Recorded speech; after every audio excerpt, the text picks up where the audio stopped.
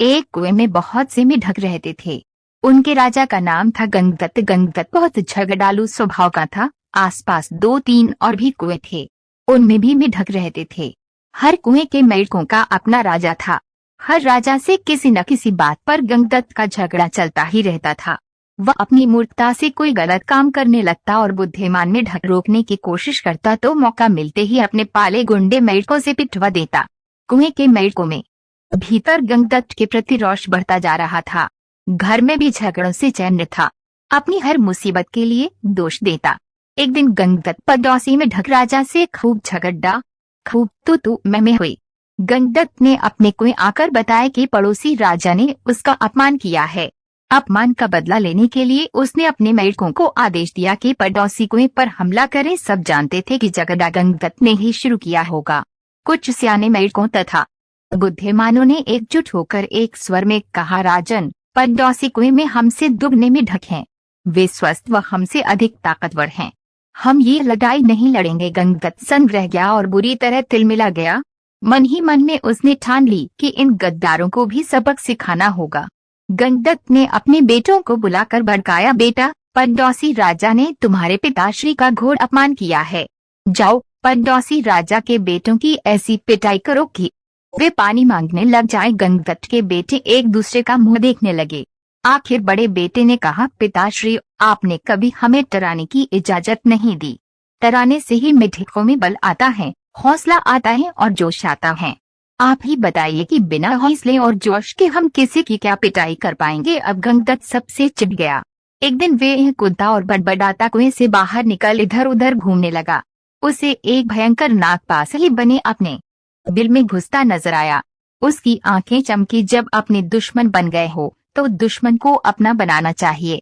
यह सोच वह बिल के पास जाकर बोला, नागदेव, मेरा प्रणाम। नागदेव फुफकारा, अरे मेढक, मैं तुम्हारा बैरी हूँ, तुम्हें खा जाता हूँ और तू मेरे बिल के आगे आकर मुझे आवाज दे रहा है। गंगदत्त डराया है। नाग कभी कभी शत्रुओं से ज्यादा अपने दुख देने लगते हैं। मेरा अपनी जाति वालों और सगों ने इतना घोर अपमान किया है कि उन्हें सबक सिखाने के लिए मुझे तुम जैसे शत्रु के पास सहायता मांगने आना पड़ा है। तुम मेरी दोस्ती स्वीकार करो और मजे करो। नाग ने बिल से अपना सिर बाहर निकाला और बोला, मजे? कैसे मजे? गंगदत्त ने कहा, मैं तुम्हें इतने में ढक खिलाऊंगा कि तुम मुटाते मुटाते अजगर बन जाओगे। नाग ने शंका व्यक्त की, पानी में मैं जा नहीं सकता, कैसे पकड़ दूंगा मेरे? गंगदत्त ने ताली बजाई, नाग भाई, यही तो मेरी दोस्ती तुम्हारे काम आएगी। मैंने पड़ोसी राजाओं के कुओं पर नजर रखने के लिए अपने जासूस मेढकों से गुप्त सुरंगें खुदवा रखी हैं। हर कुएं तक उनका रास्ता जाता है। सुरंगें जहां मिलती हैं वहां एक कक्ष है।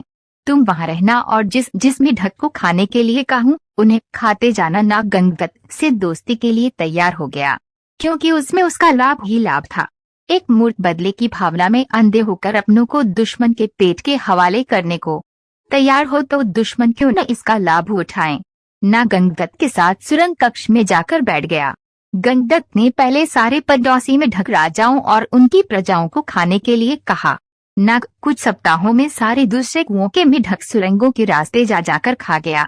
जब सब समाप्त हो गए तो नाग गंगदत्त से बोला, अब किसे खाऊं? जल्दी बता, 24 घंटे पेट फुल रखने की आदत पड़ गई है। गंगदत्त ने कहा, अब मेरे कुएं के सभी स्थानों और बुद्धिमान मेढकों को खाओ। वे खाए जा चुके तो प्रजा की बारी आई। गंगदत्त ने सोचा, प्रजा की ऐसी तैसी हर समय कुछ न कुछ शिकायत करती रहती है। उनको खाने के बाद नाग ने खाना मांगा तो गंगदत्त बोला, नाग मित्र, अब केवल मेरा कुनबा और मेरे मित्र बचे हैं। खेल खत्म और मेढक जब नाग ने पंख फैलाया और फुफकारने लगा, मेढक, मैं अब कहीं नहीं जाने का, तू अब खाने का इंतजाम कर वरना हिस्सा। गंगदत्त की बोलती बंद हो गई। उसने नाग को अपने मित्र खिलाए, फिर उसके बेटे नाग के पेट में गए। गंगदत्त ने सोचा कि मैं और मेढकी जिंदा रहे तो बेटे और पैदा कर लेंगे। बेटे खाने के बाद नाग फुफकारा, और खाना कहाँ है? गंगदत्त ने डरकर मेढकी की ओर इशारा किया। गंगदत्त ने स्वयं के मन को समझाया, चलो बुद्धि मेढकी से छुटकारा मिला, नई जवान मेढकी से विवाह कर नया संसार बसाऊंगा। मेढकी को खाने के बाद नाग ने मुंह फाड़ा खाना। गंगदत्त ने हाथ जोड़े, अब तो केवल मैं बचा हूँ, तुम्हारा दोस्त गंगदत्त, अब लौट जाओ। नाग बोला, तू कौन सा मेरा मामा लगता है? और उसे हड़प गया। सीखे अपनों से बदला लेने के लिए जो शत्रु का साथ